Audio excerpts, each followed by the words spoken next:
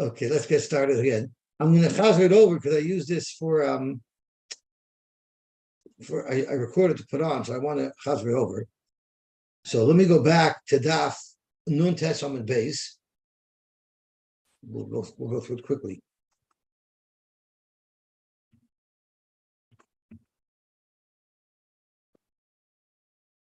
Zog to Gemara. Shochalei b'nei Glila Rab Chelba Yacharei. Shochalei Rab Glila Rab Chelba. B'nei Glila asked Rab Chelba Yacharei. After the Kohen and the Levi, who is next? Zog to Gemara, turning on to the Samach Amud Aleph.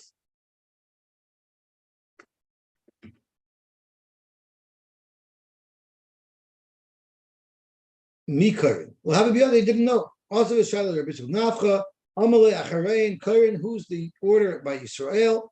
Talmid Chacham, Amamunim Parnasim Al Tzibur. First comes the Rabbanim. Acharein, Talmid Chacham, Haruin, Obnoisen Parnasim Al Tzibur. Although they're right to be Rabbanim, you can ask them Shilas anywhere, and they'll be able to answer you. But they just didn't get the stellar. They're next. Acharein, Bnei Talmid Chachamim, Shabbos Hen Munim Parnasim Al Tzibur. The children of the Rabbanim, in honor of the Rabbanim. V'acharein, Rosh Nesios, the leaders of the community, and then V'chalada. And again, we said that only applies if they don't sell aliyahs. For sell aliyahs, because it's tzedakah and it helps the moisid, there the person who bought aliyah has their right to give it to anybody. Are you allowed to use scrolls that only have one chumash at a time?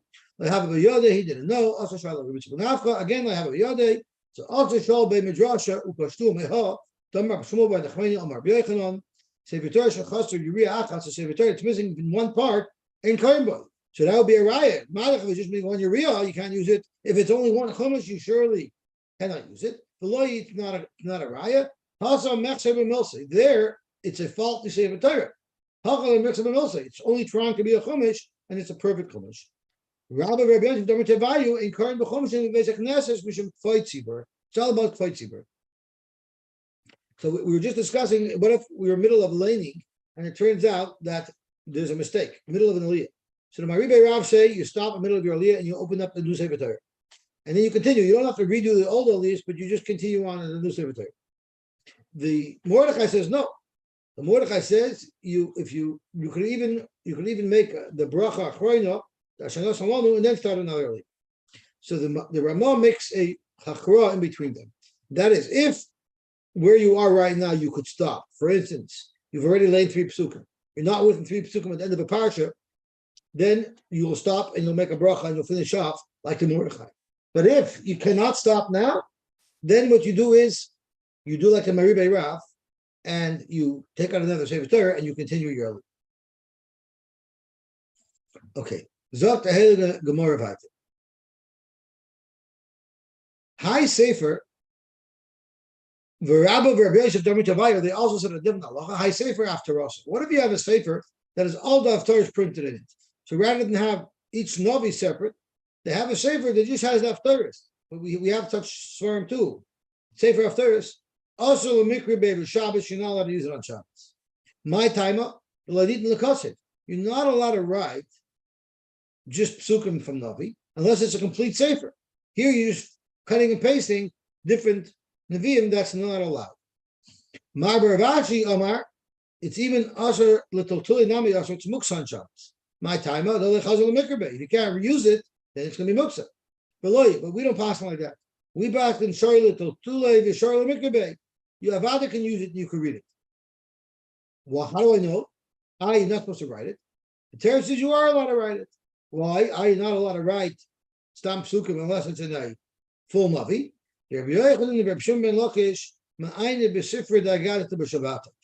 learn Mishnayos on Shabbos, but you're not allowed to write Mishnayos. It's Torah shebal peh yet to Rishon l'kosef.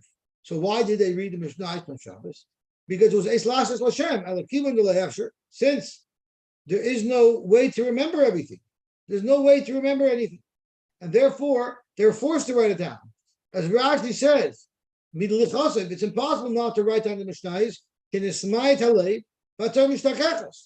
So therefore, it has to be written down. Therefore, it's allowed. So too, So too, even though technically it's not appropriate, but for special situations you need to go against the Torah. Since it's impossible for everybody to afford complete written svarim, nobody has so much money, or not everybody has so much money. Therefore, it's lasas Hashem meferes harasecha. In fact, we will allow a sefer of Torahs to be used. Abai asked his Rabbi a question. Can you write just one sedra or two sedras as a textbook for children to learn from? There's actually a similar machlokes that we're going to argue is not related. And there's a machlokes when the Torah was originally given. Was the Torah given parsha by parsha and then it was all sewed together? Or was the Torah not given until the entire Torah was ready? The shaila of whether or not you could write just a parsha for children to learn from. You could declare it even if the Torah was originally written parsha by parsha. There's still a tzad to say that you can't do it. And there's also an option to understand the shaila, even if normally the Torah was given as a complete object, it's still possible that we would still allow little parshas to be written. Zok to Gemara. On the one hand, keeping the Megillah Nitna, since it was written parsha by parsha, therefore, maybe there's no reason why we don't do it for tonight. Maybe keeping the idbek, since at the end of the Torah, after all the parshas are written, they were merged together into one Torah. Now you're no longer allowed to write little pieces. It's also a shaila according to the Mandama who holds that the Torah is given complete. On the one hand, given the in person, you shouldn't be able to because you're only allowed to write a complete Torah like it was given. Or once again, we have we can't afford to give a fully written Sefer Torah to every child. Therefore, we will allow, in order to teach children Torah, we will allow parashas to be written. So what did Rabbi Paskin? Very clear and unequivocal. Amar le ein kosin, period. Umatam lefishi ein kosin. Because I said so. Absolutely not. You're not allowed to write individual parashas. And Rashi says, I feel the man to Omar, Megillah Nitna, even if the Torah was originally given parsha by parsha, now it's no longer allowed, given the idbek, once the Torah was put in as one unit, that's the way it is. Zog to Gemara. Frag to Gemara, Esay, I'm going to show you examples throughout history where they did have individual parshas written. And the Gemara relates to us a story brought down in the Mishnah that Hilani Hamalka wanted to assist the functioning of the Beis Hamikdash. And she knew that from time to time there's a Saita, and the Kohen has to write out the whole parsha of Saita. He needs something to copy from. He needs a text to copy from, so he should write it properly. So you know what she did? She made a gold tablet that had the parsha Saita written on it. So the Kohen, when he wrote the parsha Saita, he was able to copy word for word off what was written. So you see, not like what the Gemara said, not like Rabbi said, that you could write a parsha at a time. It wasn't really written out of parsha. It was ba'alef beis. It was just the first letter of each word. So when the Kohen looked at it, the Kohen knew the parsha by heart, but being that he had the first letter of each word, it was easier for him to recall exactly what to write. We're going to show you that no, it's mashma that it was actually fully written out. Because this is what it said. Kishu Kosev, when the Kohen was writing the Parsha Saita, Roya v'Kosev, Masha Kosev v'Tavla. He would see what it says in the tablet and he would write. Doesn't that seem to say that it was actually fully written out? Zok Gemara, no. Emo Kamasha Kosev v'Tavla. It means, of course, it was only Rosh Hashanah, but he wrote the words in the same order as the Rosh Hashanah that were on the top. Frekmar Esei, we have a brasha that's even more clear. Kishu Kosev, Roya v'Tavla v'Kosev, Ma shekosev v'tavla. Exactly what's written in the tavla. Ma hu kosev v'tavla. What does it say on the tavla? The following words: Im shachav im lo shachav. So that's not Rosh Hashanah. Those are the actual words. Zok Gemara. Hach b'mayaskinon b'sirugin. That's speaking b'sirugin, meaning yes, the first couple of words of the pasuk was mentioned, But after that, it was just Rosh Hashanah. The Gemara Kitanoi. This machlokes of if you could write a Megillah for the Tinot is a machlokes Tanoi.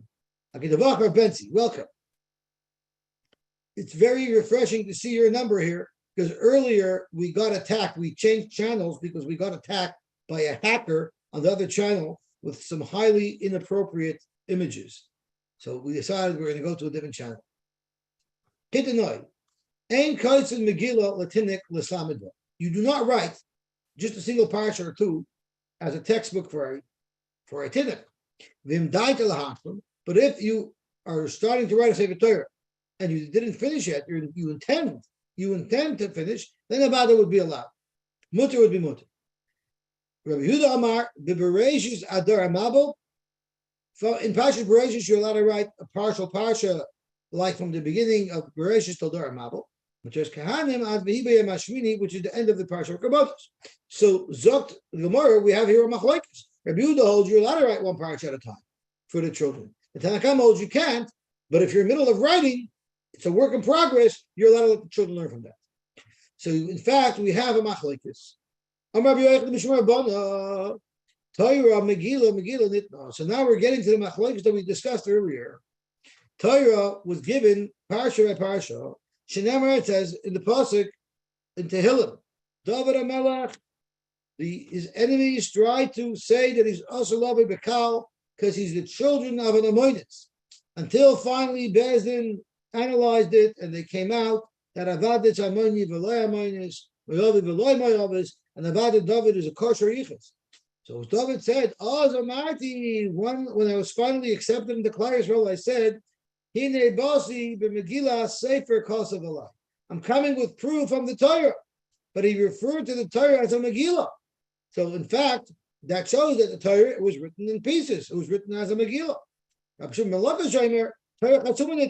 has a different buzzer. Shenemar said, "Lakoyach et Sefer HaTorah Azois." Take the whole Sefer Torah. So you see that the Torah was given as one object. What is Rish Lakish going to do? I'm sorry, what is Rabbi Yochanan going to do? Who holds the Torah was given Megillah, how is he going to understand what it says? L'koyach a Sefer HaTorah that was all given together. So tomorrow that pasuk is referring to Ahul Basar de Idba. After all the Megillahs were given and they were bound together, that's when the Torah says L'koyach a Sefer HaTorah. But it doesn't change the fact that it was originally given Megillah. V'edech nami and Habat Rish Lakish Aksiv Megillah Sefer Kasav Alai. Megillah has a mashmois that was written parsha by parsha. So Gemara, who the Chala Torah Kulei for Megillah? Who said you're right that every little shtickle is called Megillah, and that's why the Lashon Megillah means it was written in shtickle. For care, I'm going to show you that the whole Torah as a single unit is referred to as a Megillah. The Malach told Zechariah, Ma Torah, what do you see? And I said, Roya Megillah Alpha. I see the Torah floating in the air. And he said Megillah is referring to the Torah. So you see the whole Torah as a unit is also referred to as a Megillah. Inami, or Rish Lakish could understand Megillah differently. L'chadra B'Levi. Tamar B'Levi, Shmoina Parshas Nemru B'Yoyim Shehukah B'Mishkan. Even if you hold that the Torah was given as a unit, but there were 8 parshas that were actually said at the time where they were relevant. And they had to be said at the time where they were relevant, because otherwise, how would Klai shall have known the halacha? So what are they? Shmoina Parshas Nemru B'Yoyim Shehukah B'Mishkan. Elohim, there's the Parsha of Kohanim. The Kohanim can't be Tomei and they can't drink, so they should do the avodah properly. And of course, before we can let them do avodah, they have to know the rules. For Parsha Levim, the Levim have to know what their responsibilities were. Rashi is beyond Shiniskokol Shir, the day that it's a cheer. For Parsha Tameim, they have to know the Parsha of Tumah, that they have to see, you have to send away from the Machna people are Tumah. And that was relevant, Rashi says, because of Pesach Sheni, Tosh as a different Pshat. Then there's the Parsha of Shiluach Tameim, the Parsha of sending away Tameim. Also, the Parsha of Tameim is talking about when they were people that were Tamei, and because of that they couldn't bring the Korban Pesach. And that's where Toshus argues. And Parsha Shiluach Tameim is that people who are Tamei can't be the Beis Mikdash. Parsha Achrei Mois, which tells us, which is important because it tells us that Al Yovi B'Chaleis Al Kodesh, and then turning on Tamid Beis.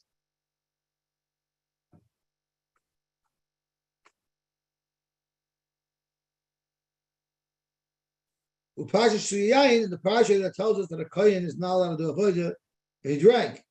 Upasha Shneiros, and the parsha about Loischa, because that was the day that Aaron started lighting the menorah. Upasha Paraduma, and the parsha Paraduma, which they needed to be able to bring the carbon pesach. Amar Belazar, Torah roiv b'chsav umid al peh. Roiv of the Torah is Torah sheb'chsav, and the meat is Torah sheb'al peh, because it says in the pasuk, "Shenemar echtav v'loi rurubi teidos k'moizar." I'm going to write for Klal Yisrael roiv of my Torah. So if it's written, Allah is Torah sheb'al b'chsav, k'moizar nachshavu, and the Eden were like strangers. So this seems to indicate that roiv of the Torah is Torah sheb'chsav. So you might ask, how could it be? We have so many Gemaras and Mishnayos that's way bigger than the Torah. So the Torah says all of these limudim that we learn from the Torah are darshaned from the Shloisha Shemidah Shatur and Josh's pen. That's also considered, according to Rabbi Lozer, Torah Shebiksav.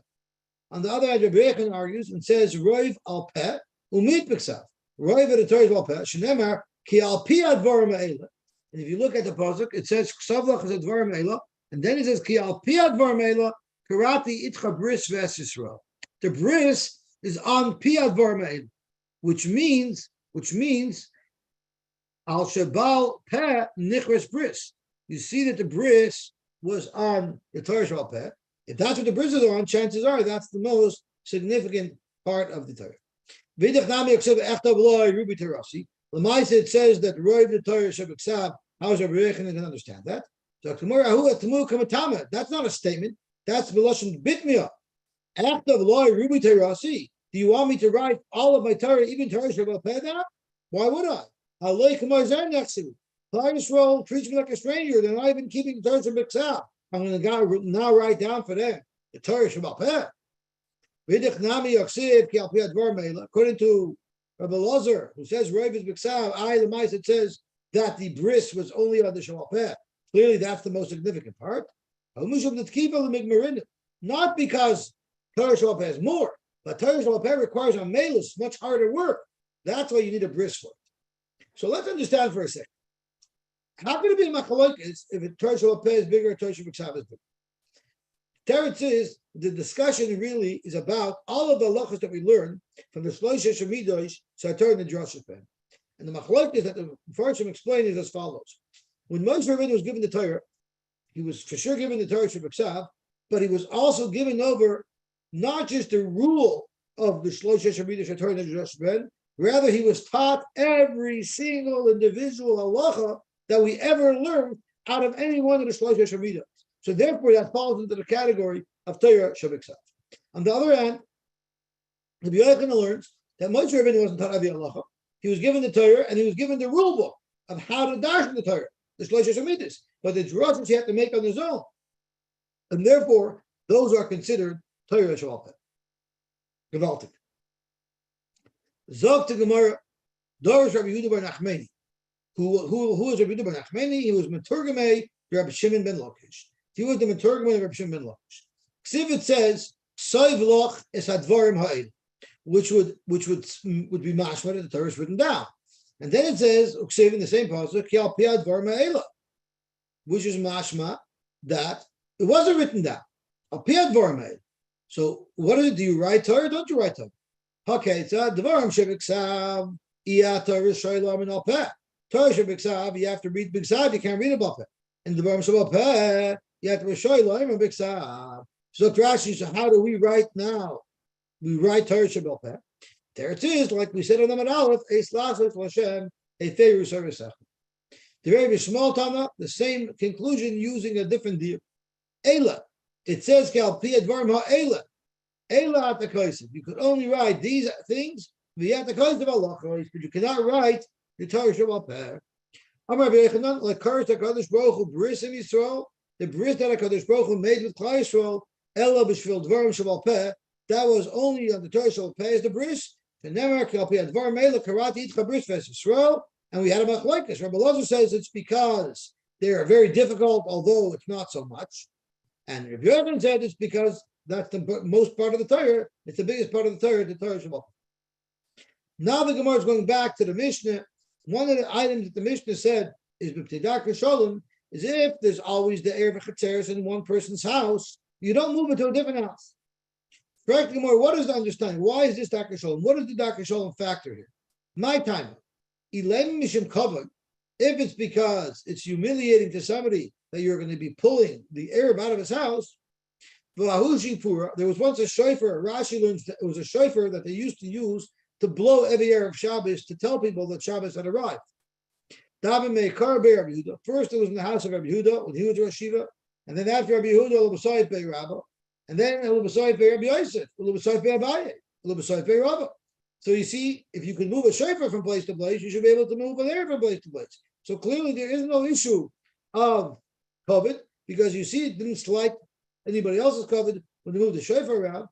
The problem is chashada, meaning if people know that normally the Erev is kept in the uncle's house, and one day someone shows up to the uncle's house and there's no Erev there, he's going to think that the community stopped making Erev. And then it's going to cause fights because he's going to accuse them of being Mechal Shabbos. And in fact, they have an Erev, it just is in a different place. So the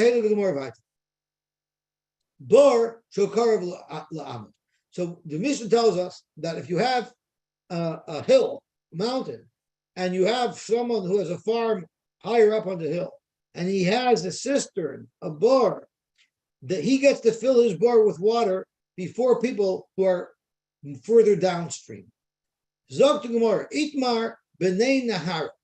What if there's different communities that live along a river, and the river flows down? Who gets to irrigate their fields first? Rav Omar Tatoy Shasu Maya Bereisha. First, the people on the bottom, they get to irrigate their fields before you can divert water for the upper fields. Ushmul Omar Eloi Shasu Maya Bereisha. The upper fields get to divert the water to them first. So, if there's a nice river constantly flowing, Kula Almo like pligi. Everybody agrees that you can take with a pails, you can draw as much water as you want from the river because it's a constant flow. It's not something that dries up from time to time. So it's a constant flow. Everybody can take. There's not an issue. Keep leading the discussion between Rav and Shmuel is b'miskar vashtuli. It's if you could only irrigate your field by damming the river, blocking it, so then it should flow into your field. Shmuel Amar Ilo Shasimai Beresha. The people living at the top of the hill, they could right away block the river so it should flow into their field. The Amri, why do they get? Because they say Anan Mekavin Fei. We're closer to the source. First come, first serve. Rav Amar Taso Shasimai Beresha. The people downstream get to take the water first. The Amri Nahar Kapashta. You don't have any right to interfere with the flow of the water. Let the natural flow of the water go where it belongs. That's going to benefit us first. When we have enough water, then we'll let you know, and then you could divert the water to your fields. So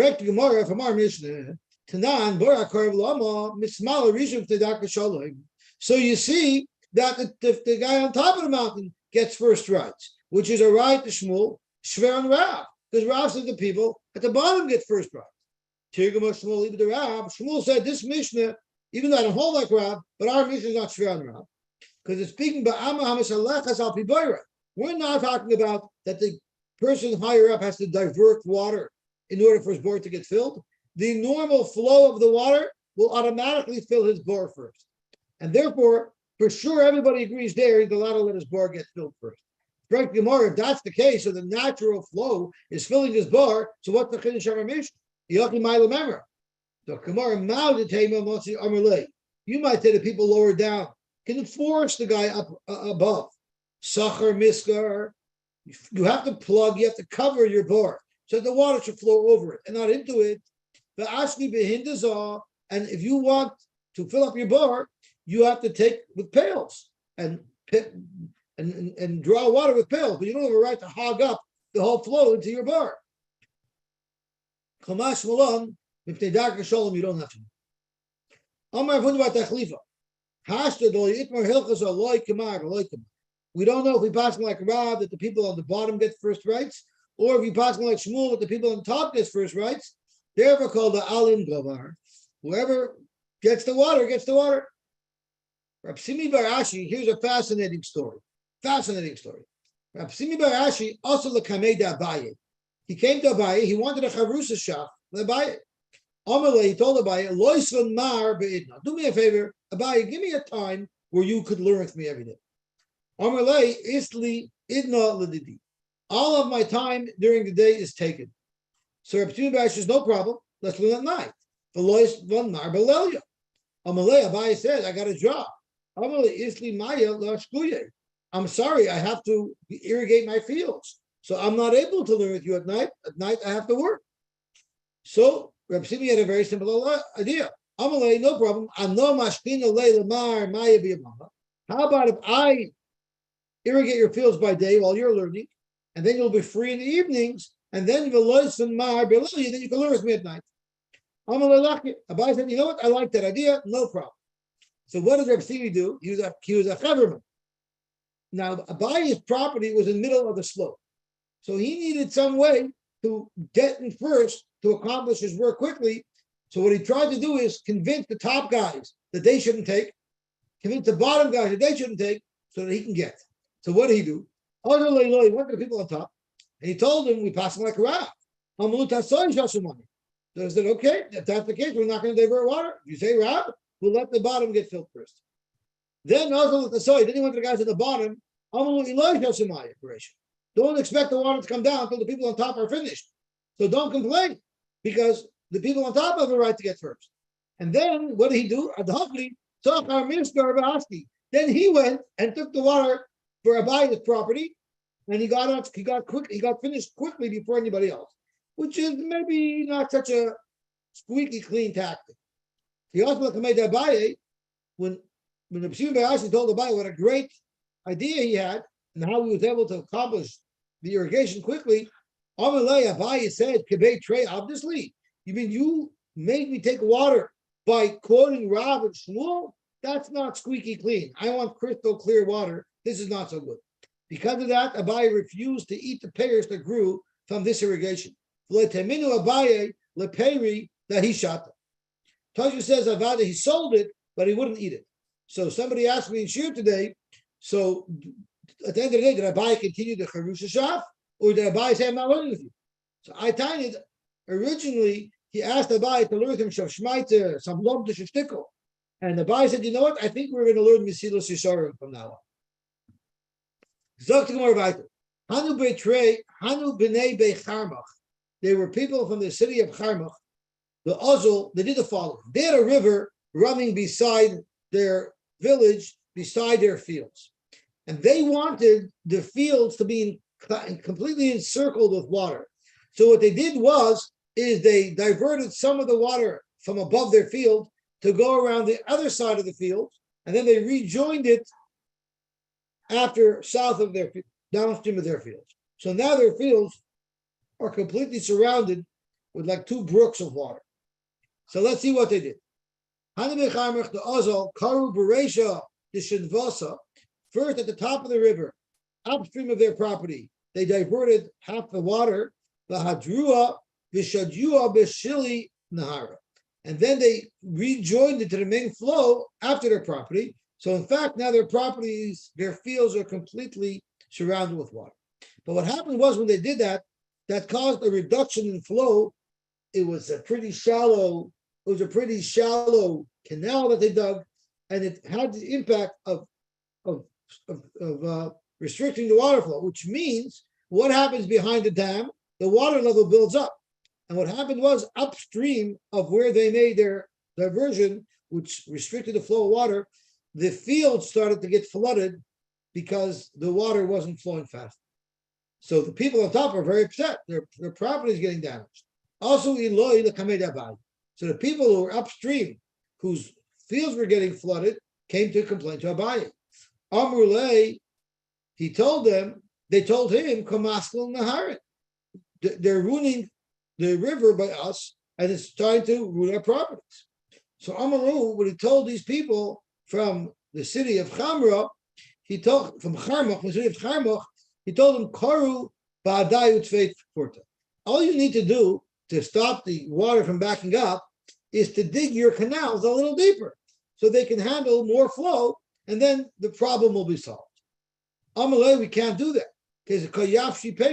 What are we going to do in the dry season where the water level drops? If we dig very deep, the canal, well, then the water level will be so low in those canals, it won't be high enough to irrigate our fields. So our fields are going to get ruined. We dug at the perfect depth so that our fields should be properly irrigated.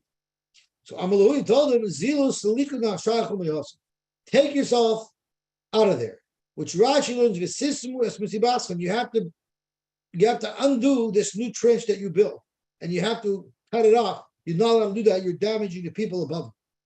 However, the Rach, it's quoted by Tosha, says, he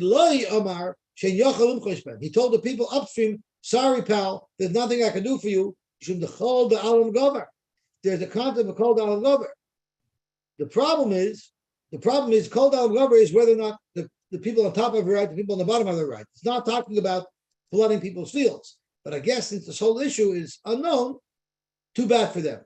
Tosha says, I think it's more mashma like my pshat, not like Rashi pshat. Because who was Abaye talking to the whole time? He was talking to the people from above.